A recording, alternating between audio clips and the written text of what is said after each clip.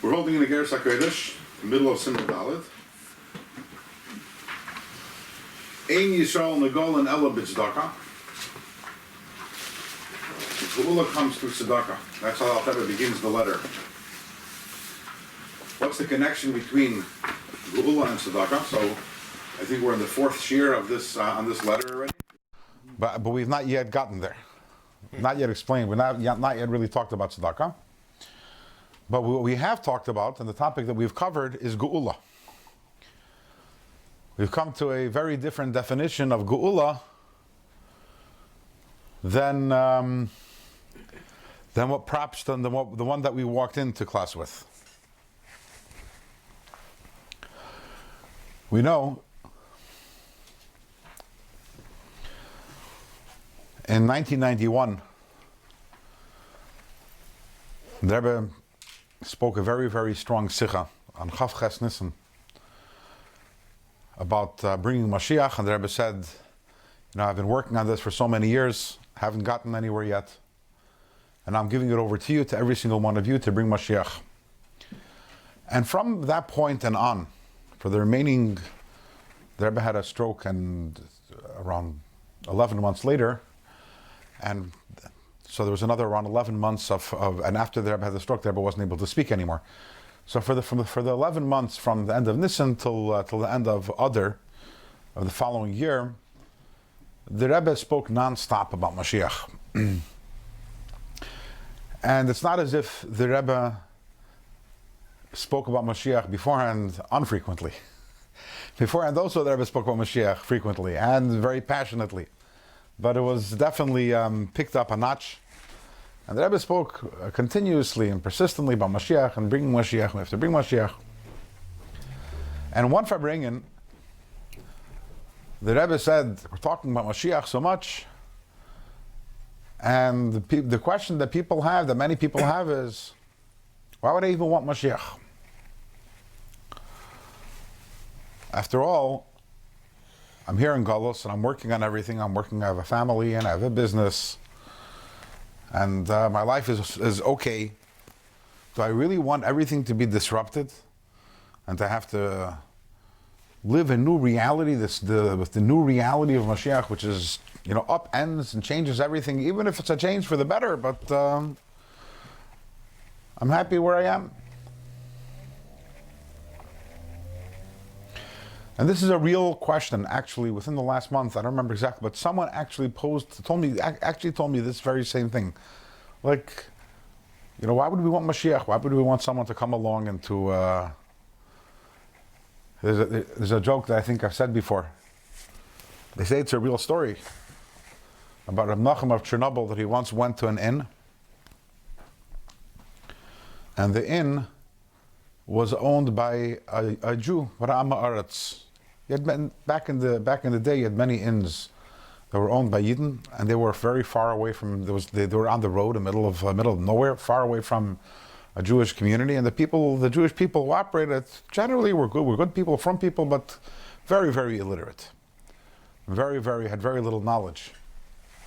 So he's staying there, Rav Nachum of Chernobyl, and in the middle of the night, the innkeeper wakes up. He hears someone's crying. So he gets up, takes a candle, looks around, he hears that the crying is coming from a room, and he peeks in and he sees Rav Nachum of Chernobyl, and he's sitting on the floor and he's crying. He's saying Tikkun Chatzos. Now this innkeeper never heard of Tikkun Chatzos.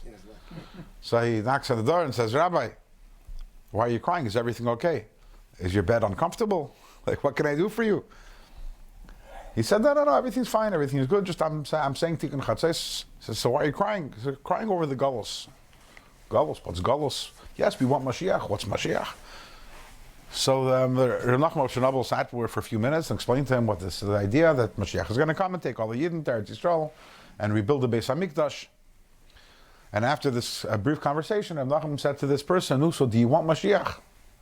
The guy says, I don't know. I don't make these kind of big decisions on my own. I have to go consult with my wife.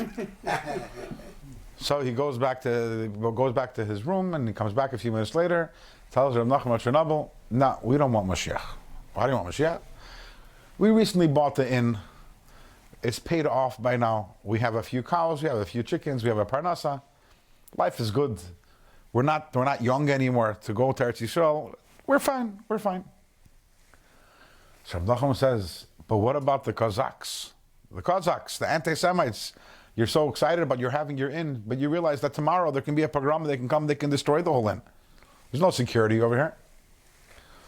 So the guy says, you have a good point, let me go discuss with my wife. He goes back to his wife again, and a few minutes later he comes back, he says, my wife and I both agree that Mashiach should come, and he should take all the Kazakhs to Eretz Yisrael. He likes it there. So that's the reality that Rebbe was addressing, is that people are comfortable. And the Rebbe pointed out something interesting. He said that the difference between the word galus and geula, now the word galus really in Hebrew, the word is goyla, not galus. Galus is like when like galus Mitzrayim, galus Bavel.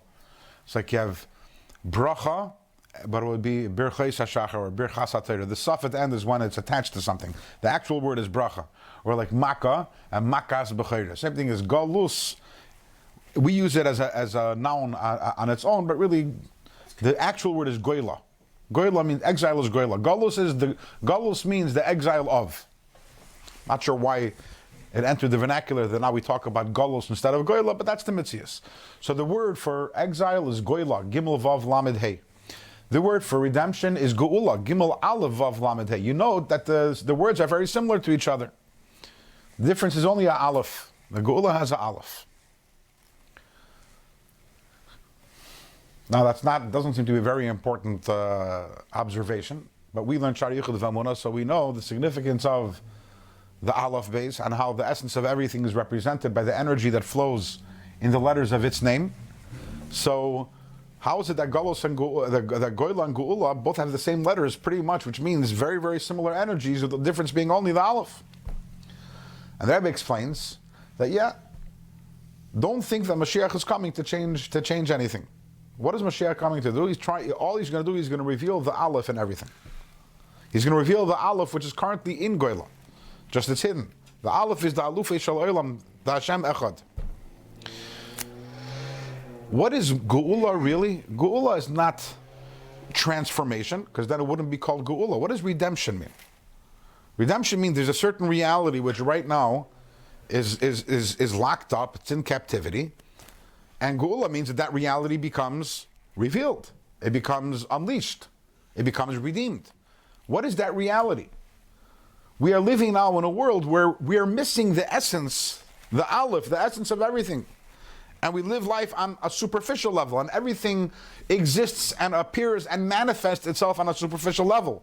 Mashiach comes is just the essence and truth and reality of everything being revealed. So don't be worried about any upheavals.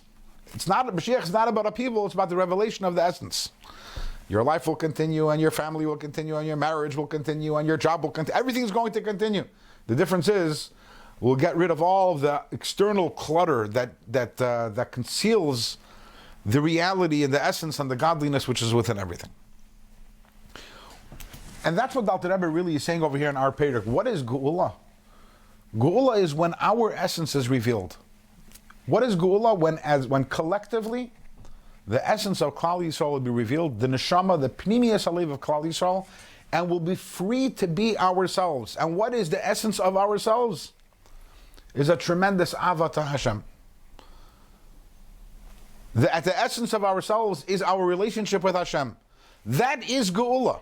What is Geula? Is the revelation of our essence, the revelation of our internal aleph. That is Geula.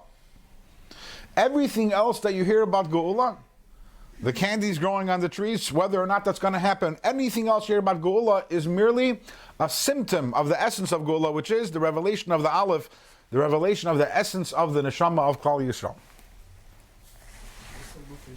Sorry? The master of the world. Yeah. This is true nationally, collectively. When Mashiach comes, the essence of every Yid will be revealed. The essence of every Vero called Batsriyacht of Kipi Hashem Dibar, the essence of every. Right now, as we know, the biggest problem in this world is what we call, when you want to talk about in the language of Chassidus and Kabbalah, what is the issue? Klipa, right? That's the big thing that we're fighting. What does Klipa mean? So you say, oh, it means bad. No, klipa doesn't mean bad. Klipa means a shell. You want to know what, according to Kabbalah Chassidus, what is the essence of evil? It's concealment. Because evil doesn't really exist. The only thing that can exist is a concealment of the good. When Mashiach comes, and for Ruach Hatuma Avrim and Aretz, there is no klipa. Everything is beard naked. Everything is down to its essential point. And then you have the beautiful world and Geula, which we have. And on a very personal level, what do we want? If you go to the average person and say, what is your biggest problem? We'll say the problem is that I'm not myself. There was a book that was printed a few years ago. There was this lady in Australia. She was a nurse. And she was a nurse for people who were in palliative care. In other words, people who were in hospice. And she would have conversations with the people who were about to die. And she recorded a lot of her conversations in a book. And the book was, I think that either the title was or the subtitle, The 5 Most Common Regrets of People Who Are About to Pass Away. What is regret number 1? The most common regret that she encountered was people said, I wasn't myself. I don't remember the exact wording, but something along those lines. There's who I am, there's what I aspire to, there's what I want to be. Not what I want to accomplish or achieve. I'm not talking about that. I'm talking about just being true to my core values, to who I am. If I could just be me all the time, without all the external stuff, the stuff that's imposed from without, but not only the stuff that's imposed from without, also the stuff that's imposed from my various character flaws, which are external to my essential self, that is Geula. If you could live up to your potential and be yourself, you'd be the happiest person in the world. Live up to your potential, to who you are, to who you really are, who you truly are. We don't need, the famous story of Rabbi Zusha, that he said that when I come up to heaven, they're not going to ask me why it wasn't Moshe Rabbeinu. They're going to ask me, why weren't you who Rabbi Zusha could have and should have been?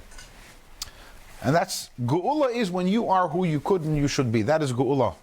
How do you know your potential? So that is, when you live yourself, that itself, I'm not talking about potential in terms of achievements and accomplishments. No. I'm not talking about that. I'm not saying, if I would finish Shas. That's not what I mean. Talking about Pashat, living myself, that when I go to sleep at night, I know that every single thing I did today was consistent purely with me. I was truly myself today. And I didn't give in to laziness, and I didn't give in to, you understand what I'm saying? It's not about that's Geula. Geula is when you live with your essential self. Now, for Klal Yisrael, this Geula comes when Mashiach comes, collectively. But Dr. Rebbe says that for every single one of us individually, we experience Geula. We experience Geula when we daven. That's the Geula moment of every single day, because when we're davening, we're supposed to be in touch with our Pnimius Halev, with our essential self, our essential core self, and its connection, its love for Hashem. What is stopping us from accessing this essential self? So as we learned in previous weeks, the problem is the Arla. And the problem is the Arla, there's a foreskin, the Arla Halev, which is stopping us from accessing that Pnimius Halev. And we explained that in the Arla, there are two levels of Arla.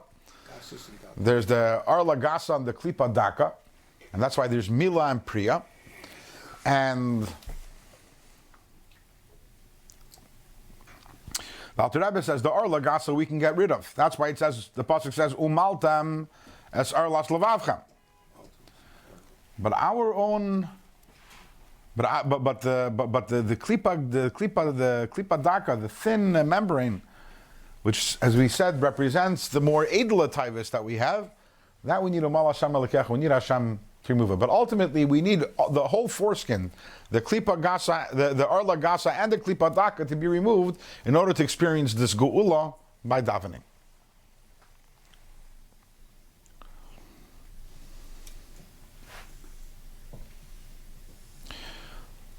And this is an incredible understanding of what davening is meant to be. Chassidim, davening is not about saying words. It's not even about requesting things from Hashem. It's about accessing the deepest part of who we are and our connection and our love for and our relationship with Hashem. And when we do that, that is geula. And Geula is amazing.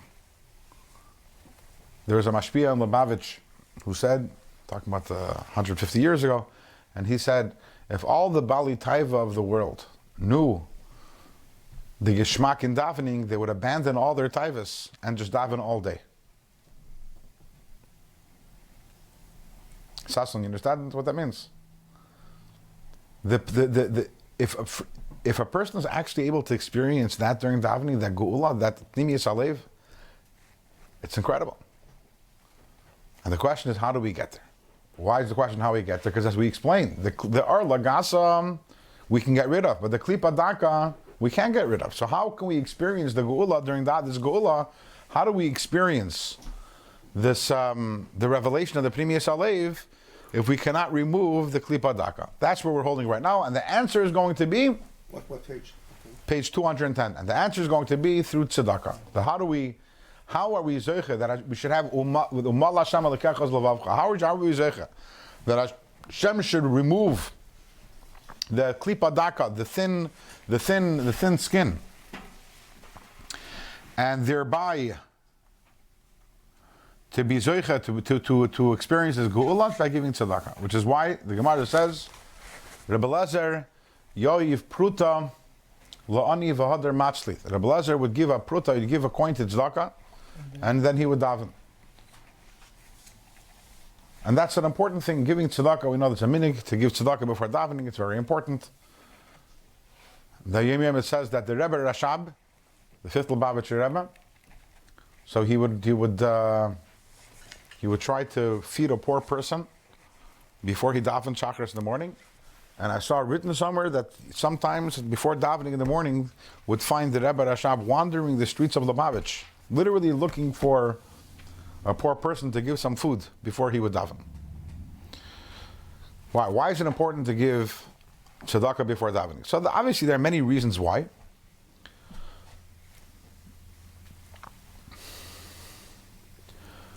On a most basic level, we know that there's this idea of, sorry? Exclusive. To have a schus of... To have a schus, very good, right? That you're asking Hashem to fulfill your wishes and your desires, and maybe you're not worthy exactly of it. So essentially, when we daven, we say L'cha Hashem Tzedakah. We're asking Hashem for tzedakah. We're not saying Hashem, please give it to me because I deserve it. Charity. So midah keneged midah. So what do we do first? We go and we give tzedakah, and God gives us. then yeah, midah keneged midah. If we help someone else, then Hashem will help us. Isn't it supposed to be, it's the wings of to give the tefillah place to go?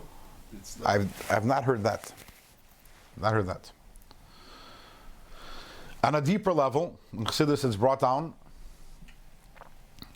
that obviously we know that according to the Nusach HaRizal, we start off davening and we say, before davening we say, Hareini mekabel alai mitzvah saseh, shal v'yahavta l'riacha kamecha. And the Rebbe strongly urged and encouraged that everyone should do this, even those who don't daven with Nusach HaRi. That before davening to say Hareini Mekabel, and it's not a Lubavitch thing. It's brought on in many different svarim. To say before davening Hareini Mekabel Alai Mitzvah Saseh Shal V'Yahavta L'Riacha Kamecha. Why is it so important to accept upon oneself the mitzvah of Yisrael before davening? So that Tzemach Tzedek explains that when we're davening, we know davening is instead of karbanos. Who's the carbon when we're davening? We're the carbon. However, all of Klal Yisrael, we know we're a koima acha shlema. We're all one large body.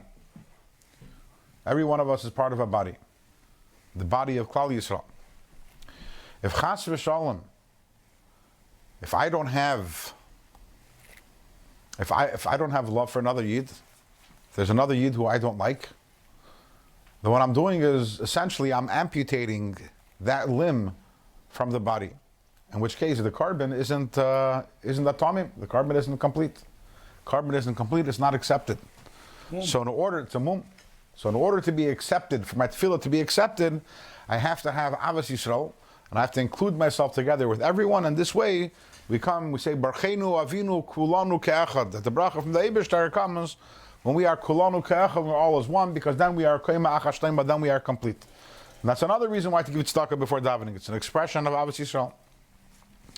But over here in our Perek, the Alter Rebbe is going to give an even deeper reason, and that is that it is through the tzedakah that we give that we are zoiche to be able to have the experience of geula during davening, the ability to be able to touch and tap into the pnimius halev while we're davening. In other words, the ability to experience geula, ein yishal negalan ella b'tzedakah.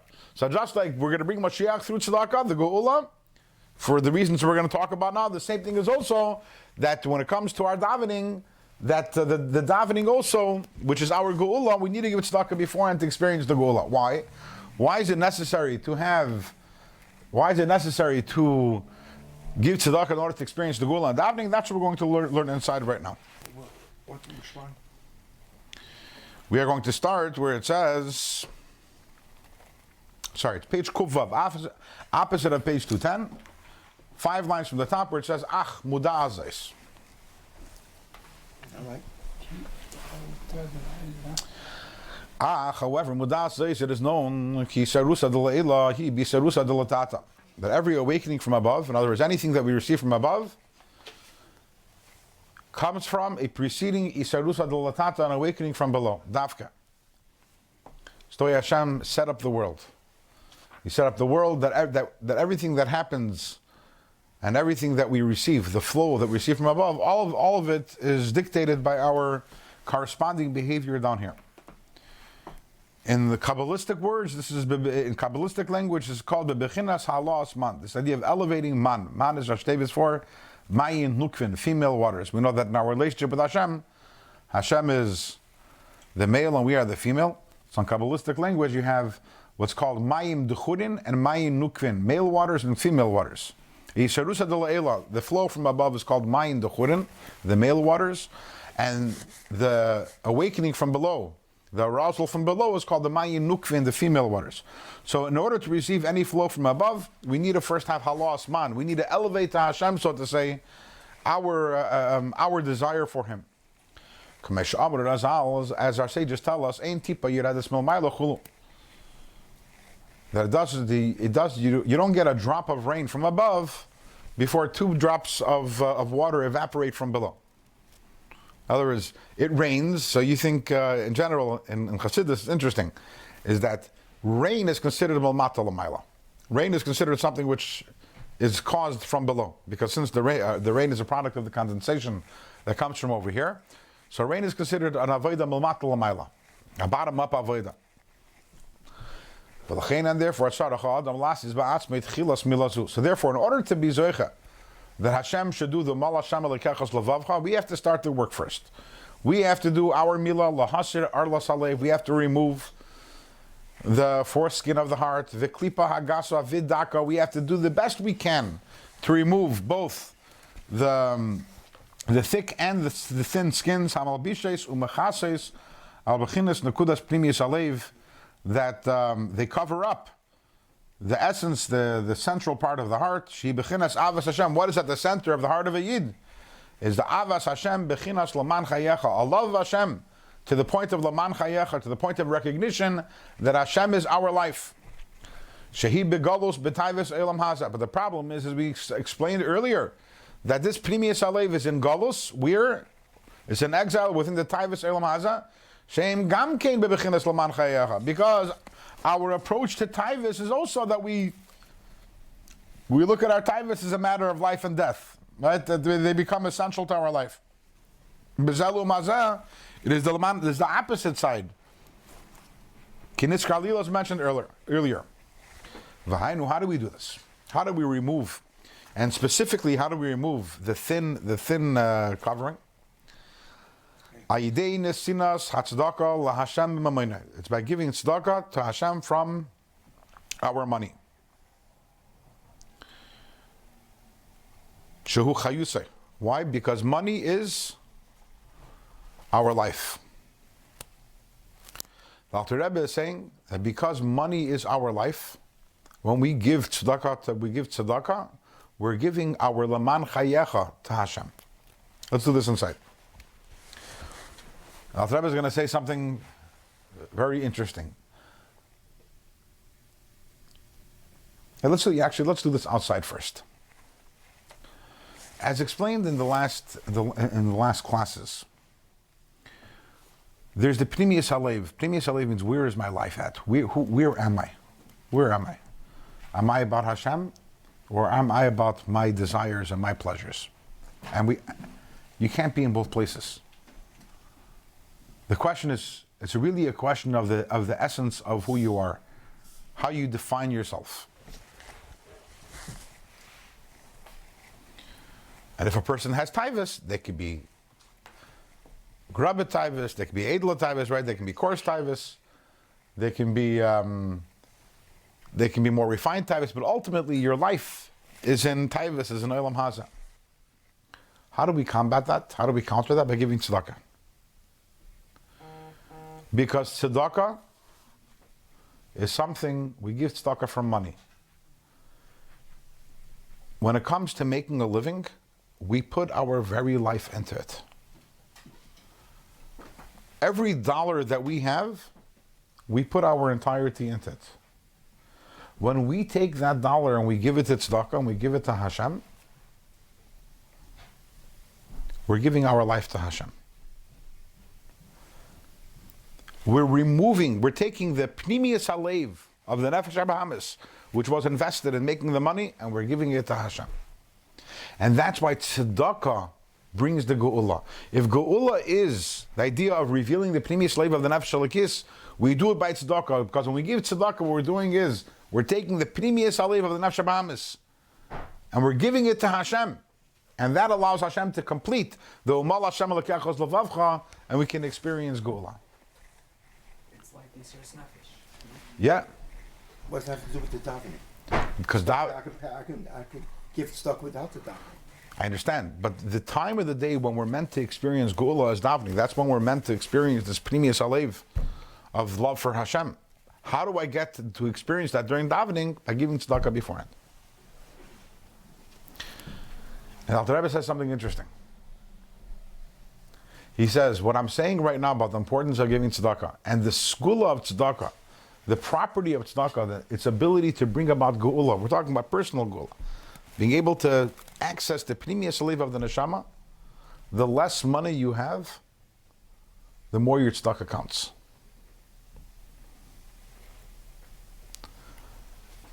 Think about that for a second. Now, it's a logical thing. The less money, if a rich person gives $1 to tzedakah and a poor man gives $1 to tzedakah, so you'd say that the poor person is going to get more Gan Eden. Why? It's harder for him, right? I was saying it's much deeper than that. It's much deeper than it's harder for him. When the rich person gives $1 to tzedakah, what percentage of the rich person's life is it this tzedakah? Nothing. Come on, nothing. Very little. If the wealthy person gives $1 million to tzedakah, how much of his life is in it? When the poor person pulls out $5 and gives it to tzedakah, it's like him tearing off a finger and giving it to Hashem. If the idea of tzedakah, if the ability of tzedakah to bring about geula is because you're giving your life to Hashem, and money represents your life. You put your life into it, now you're giving it to Hashem. You say, Hashem, yes, I invested myself in Olam Hazeh, but I'm giving it to you. The less money you have, the more impactful your tzedakah is. And the Alter Rebbe is obviously talking to his chassidim who didn't have a lot of money. And the Alter Rebbe is telling them, I want you to know that every penny that you give is so meaningful in terms of allowing yourself to experience geula on a daily basis when you daven. There's a wealthy person who once came to the Rebbe, and he asked the Rebbe how much tzedakah he has to give. He was a Lubavitcher. He wasn't this person's name is known. He was a wealthy person. He was a Lubavitcher. He wasn't originally a Lubavitcher, but he became a Lubavitcher.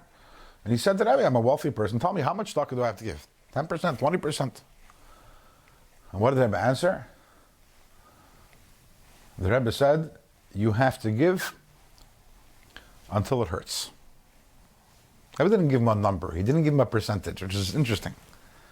He said you have to give tzedakah until it hurts.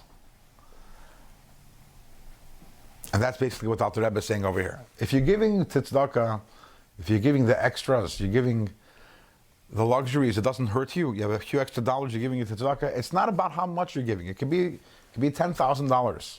But if that's all it is, it's not going to accomplish what we're looking for over here. Or, I mean, I don't want to say that. Every tzedakah you give accomplishes it to a certain degree. But the extent of what we're trying to bring out, that's the idea of tzedakah, the essential idea of tzedakah is you're taking from your life and giving it to Hashem. You have to feel it. You have to feel that you're taking from yourself and giving it to Hashem. It has to be something which is felt. Yeah. But he asked, what does this have to do with davening? So tzedakah is doing the job of gold. No, tzedakah causes in the Sirusa is the Sirusa Dilatata, which causes in the Sirusa Dilatata that when you daven, Hashem removes the Arlas Halev, the Klipa Daka, the Mal Hashem Lekecha, and during davening you experience. The idea of Geula is the experiencing this Avat Hashem Laman Chayecha, Pnimius Halev. During the day, when do you experience that? During davening. In order to experience it during davening, you give tzedakah before davening. It brings you into a closer relationship. 1 second. And he said davening is not about asking for stuff, but that's what we're doing pretty much during davening. That's part of what we're doing. That's a conversation all for itself. And if you want, I can give you a sikha to learn on the topic. Which we got to do if he has to give thousands of dollars, he can't do that before davening. You say that you have to do it before the davening. Before davening, you give some tzedakah, and then over the rest of the day, there's a symbolism behind giving the tzedakah before davening. Doesn't mean that dafka every single time you give tzedakah has to be before davening. No, but we give tzedakah a lot, and before davening we give it symbolically because that's connected to the gula that we want to experience during davening. Yes. Why is it that sometimes we're not so machmir about giving tzedakah by Ma'ariv, just by Shacharis and Mincha? What's my question? I want to ask now. Well, I raised my hand. It's just that these guys, they don't raise their hands. It's a good question. Al-Pi Kabbalah, we don't search out to give tzedakah before Ma'ariv. That's if someone comes, it's a different story, but we don't search it out. So it must be that we're covered from the previous tzedakah that we gave earlier on during the day. Yeah.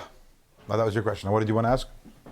No, I was just saying that every mitzvah that we do brings us into a closer relationship with Hashem. So that's why if you give tzedakah, that prepares you, in a certain sense, to be closer to Hashem already. But there's something unique about tzedakah, and I want to point out something the Alter Rebbe says over here. This is by giving tzedakah to Hashem from your money. Which word in this line was extra? V'hainu al yidei nesinas hatzedakah laHashem b'mamonai. First of all, by the way, you're right. You identify, but laHashem also is extra. That itself is something to contemplate. When we talk about giving tzedakah, a poor person comes and asks you for some money, and shul comes, a shul, shliya, whatever it may be, and you give money. The first thing you have to know is that who are you giving tzedakah to? You're not giving to the poor person. Tzedakah you give to Hashem. And the dollar that you pull out from your pocket and you give to tzedakah, you go straight to Hashem. And as the pasuk says, Malva la Hashem choinen dal, right? That when you give money to a poor person, who are you really giving it to is to Hashem. And you're not even giving it to him, you're lending it to him because he's going to pay you back. But the bottom line is, Nesinas tzedakah la Hashem. But then he adds in money from your money. Like, of course, tzedakah from your money. Why does he have to say from your money? Yeah? Because the money is not yours. You're the shaliach for the money. It's Hashem money. You give it to Hashem. I understand. Money. But it says give tzedakah. And obviously, what are you giving tzedakah from? But the answer is that there are other forms of tzedakah, which is not money. There's other forms of chesed and tzedakah. Bikar cholim is a form of tzedakah. Smiling to your friend when you're in a bad mood, even when you're in a good mood, is tzedakah. Giving a person advice is tzedakah. Shutting your mouth and listening to another person complaining to you is tzedakah. It's probably bigger tzedakah than giving advice, by the way. Getting taken flat. No. Some people, you think you're giving tzedakah by giving advice. What the person actually wants more than your advice is actually for you to be quiet, and he wants you to listen to him. And a lot of times it's much harder, right? For you to sit and listen to someone for 20 minutes is a lot harder than for you to talk to someone for 20 minutes and give him advice. That's all. There's many forms of tzedakah. Finding a yid on the street and putting on tefillin with him, it's tzedakah. That's ruchnistic tzedakah. Going to someone who needs a little help and offering to learn with him some Torah, starting a chavrusa with him and learning a shir Torah with him, is tzedakah. Amazing tzedakah, tremendous tzedakah. There are many, many opportunities for tzedakah. Trying to beruchnius and begashmius. There's tzedakah, beruchnius, and begashmius which does not require money.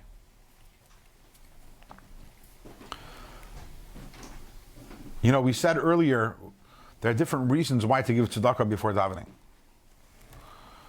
Now, some of these reasons, you can give tzedakah ruchnis. Shabbos morning, you can't give money, so find someone who wants to learn with you, who needs to learn, and learn with him. Shabbos morning, that's tzedakah ruchnis. Can't give money on Shabbos. And for maybe for some of the reasons why to give tzedakah before davening, it suffices. But here the Alter Rebbe says tzedakah b'mamoineh. For the purposes of our conversation over here and what we're trying to accomplish over here, it has to be money tzedakah. It has to be the dollar in your wallet. When I go and I give you tzedakah ruven by listening to you speaking for 20 minutes and complaining, did I put my life into that tzedakah? No. Is it tzedakah? Yeah. If I sit down with you, Sasson, and I say I'm going to learn with you for 20 minutes a week, is that tzedakah? No. I don't mean you, another you, right? That's tzedakah. Did I put my life into those 20 minutes? No. But time is equal to life. No, it's not. When I pull out $1 and I give it to someone, that my life isn't there. My job, everything that I do is for that dollar. Time to make the dollar. Ich verstehe. And time is a measurement of life. Reuven, stop outsmarting me over here, okay? You understand what I'm saying? You understand? There are different forms. Bikkur Cholam, I didn't put my life into. There are different forms of tzedakah. And while all of them are valuable, there is something unique about money tzedakah, because what does this money represent? I woke up this morning at 6 a.m. I slaved away at work. I put my entire being into it to make this dollar, and now I'm taking it and saying, Hashem, it's yours. It's mama's yours. What? No, we're not talking about time. We're talking about money.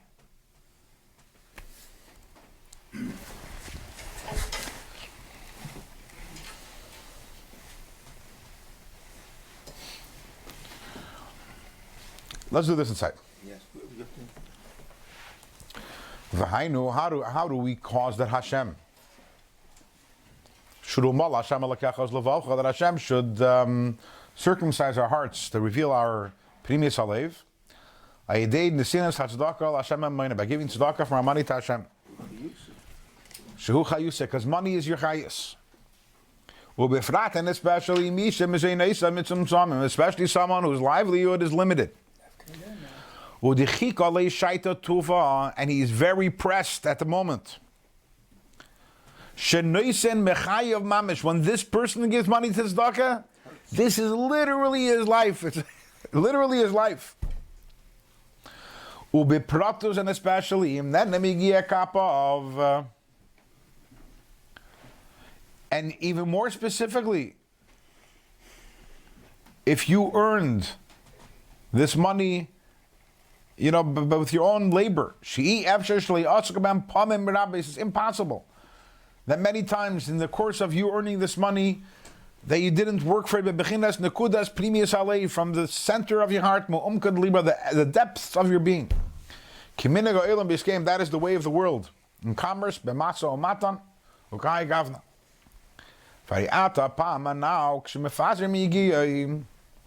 when you take that which you earned, and you're mefazer it, you just give it out. And you give it to Hashem, b'simcha v'tur levav. By giving tzedakah, by giving away your life to Hashem, you are poida your nefesh, You're redeeming your soul meshachas. What's Meshachos? Meshachas from Gehenna, from its place, its galus where it is. Dahainu, meaning what? Bechinas nekudas pnimis levave. The very essence of your heart. The essence of your being. The essence of your nefesh alikis. Shahoisa bechinas galus v'shivya betecha klipa gasai daka, which beforehand was an exile and kept captivity within this this skin, the thick one or the thin one. Now it is being redeemed through tzedakah.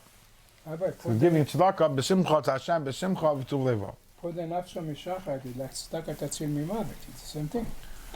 Yeah, but here we're not talking about mimavas, physical death. Here we're talking about the galus, which your nefesh alikis is in. When Shekatzav, as the pasuk says, as Shleima Malach says, Mikol Mishmar Nitzer Libcha. What does this mean?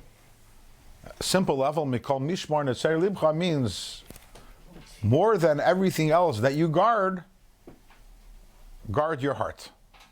Otherwise, we have to guard a lot of things. We have to guard our ears, we have to guard our eyes, we have to guard our mouth, we have to guard our hands. A lot of parts of our body that we have to guard. Says Shneim HaMelech, of all these things, the most important thing to guard, Mikol Mishmar, more than anything else that you watch, Netzer Libcha, guard your heart. So similar to what we have in Pirkei Avos, right? When Rabbi Yochanan ben Zakkai asked his 5 illustrious Talmidim to find the most important midah, and each one went and said different midas, and Rabbi Elazar ben Arach said that the most important midah is a Leiv Toiv, a good heart, and Rabbi Elazar ben Yochanan ben Zakkai said, that's the most important thing. If your heart is in the right place, right? So more than anything else, guard your heart. That's the simple pshat in the pasuk. The Alter Rebbe is going to tell us a deeper understanding. What is mishmar? The word mishmar also can mean a jail. We haven't told that, right? That the word mishmar means a jail. Yeah. So therefore, Mishmar Pirush Beis Asun, and Mishmar means a jail. So Mikol Mishmar Netzer Libcha means from all jails guard your heart. Don't let your heart be in jail. Meaning this is exactly what we're talking about over here. That for most of us, our Primis Alev is in Mishmar. And the Shlomo Melech is saying the most important thing in life is don't let your heart be in jail. And how do we do that? By giving tzedakah. V'ata nifta ma'achitzonim, and now the neshama becomes freed from the klipos b'tzedakah zu through the giving of the tzedakah. V'zeh gam kein lashon priya, and this is also the meaning of the word priya. So we know that we're talking about the removal of the thin skin is called priya. Priya means revelation. That's what the word, like we have, Patera says, Ki paruahu, ki paroi arein l'shimtza b'kameim, right, in Parshas Kisisa. The word priya can mean to reveal, but there's another meaning to the word priya. Nu sason, Hebrew. What does priya mean? To give back money. To pay, right? Priya schoif, right? So what's the connection between the priya by bris milah and paying money? So Alter Rebbe says, sheneschayiv v'nishtamid l'chitzonim, that really we become indebted to and owned by the klipa shemashlu boy al nekudas primis levave, that have taken control over the essence of your heart. And priya is paying back that debt, and therefore it's like paying off the ransom and being freed. In other words, when you want to come and daven, you want to express the pnimius of your nefesh alikis, the pnimius alev, comes along your nefesh bahamis, comes along the Yitzhahara, comes along the klipa and says, hey, you belong to me. You forgot. You forgot yesterday. You weren't interested in Hashem. Yesterday you were thinking about your supper. That's what you were thinking about all day. And you're thinking about your new house and your new car. And yesterday you were thinking about the concert you wanted to go to, or the broccoli you wanted to eat. It doesn't make a difference what. You were thinking about you. And suddenly now you want to come and start your primis alev to Hashem. Sorry. You owe us. You're ours. So priya is the paying back of that debt, and thereby being rid of the klipos and allowing our neshama to be free. V'zehu, and this is what it means. V'shaveha b'tzedakah. Remember, we said ein yisrael negal and ella b'tzedakah. Yidden will only, the gula will come only through tzedakah, because the pasuk says v'shaveha b'tzedakah, that the captives will be released through tzedakah. What is the captive? Your neshama. So, Ein Yisrael Negalin, which means our Pnimis Alev only is free during davening, only through tzedakah. As it says, Vishavel, the captives, the one who was in our Pnimis Alev, which is in captivity, is redeemed through tzedakah. Vizehu, and this is what it means, Tzedek Lefanav Yehalich. If you remember in the beginning of the Perek, we asked, the Alter Rebbe brought on the pasuk from Tehillim, Tzedek Lefanav Yehalech, and we asked the question. Anyone remembers what the question was? The word Yehalech, it should have said Tzedek Lefanav Yelech. Oh, Yelech, that's right. What's Yehalech? Yehalech means to lead. It should say that righteousness goes before him. What does it mean? Tzedek Lefanav, righteousness before him will lead. And now the Alter Rebbe will explain Lefanav. What does Lefanav mean? The Pnimius, right? Same root. Tzedek, what does tzedakah cause? Lefanav Yehalech, it leads my Pnimius Alev to Hashem. Verstehst? Tzedek Lefanav Yehalech, the tzedakah that I give, take Lefanav, take my Pnimius Yehalech and leads it to Hashem. Tzedek Lefanav Yehalech, Lefanav u'malashim Pnimius. The word Lefanav is related to the word for Pnimius. Yehalech, u'malashim heilacha. Yehalech means to lead. Shemelech, what happened? Tzedakah, what does tzedakah do? Shemelech is Pnimius Alev LaHashem. That tzedakah leads my Pnimius Alev to Hashem. V'yachar kach, and what does that cause? That what happens afterwards? Yosim laderach Hashem pa'amav. Actually, I want to take a little break, but right now, we'll get back to these words a little later. And we have a whole Perek over here. We're talking here about the mile of tzedakah. We always like to connect things to the times. So today is a very special day. Today, Chav Beishvat, is the yard site of Rebbe and Chaim Mushka, the Rebbe's wife. She passed away on Chav Beishvat in the year Tavshin Namchas in 1988. So that's 33 years ago. Anyone here remembers that? Sure. Yeah. Anyone here went to Levaya? No? I think I do. You did? Okay. So she passed away on Chav Beishvat. It's kind of an interesting day for Chabad Hasidim because it's obviously a special day, the yard site of the Rebbetzin, and it's definitely observed and celebrated with Mishnayos. And the Kinnis Hashlucha is every single year is at this time of the year. But this year, due to Corona, so it's a virtual Kinnis, but it began today also. Kinnis of all the Shluchos, the female Shluchim. But what made the Rebbetzin so unique was her incredible tznius, her incredible modesty. To an extreme, she was a private person. The average Lubavitcher never saw her. She never went to any events. She never went to any of her husband's farbrengens. She never went to shul. Completely shunned and avoided the limelight. And was just the foundation, the Iggeres Habayis was there for her husband in every which way. But with a complete, completely in the background. Like I said, the average Lubavitcher would not have recognized her if they bumped into her in the street. And obviously, as the Rebbe's wife, had she wanted, she could have been by all the dinners and the women's events, and had received a lot of honor and had a place of honor in the shul. And she, the definition of bereich manakav, the definition of running away, even though that they say that she was a strong influence on her husband, on the Rebbe, to accept the leadership. But she threw herself behind her husband, obviously 100%, but she herself completely shunned any covet and anything of that sort. There are many stories about, like the person who owned the store and got a phone call, someone who wanted to make a purchase and for delivery, and she always identified herself as Mrs. Schneerson from President Street. And people would come and okay, so Mrs. Schneerson from President. It took them a while to realize who was.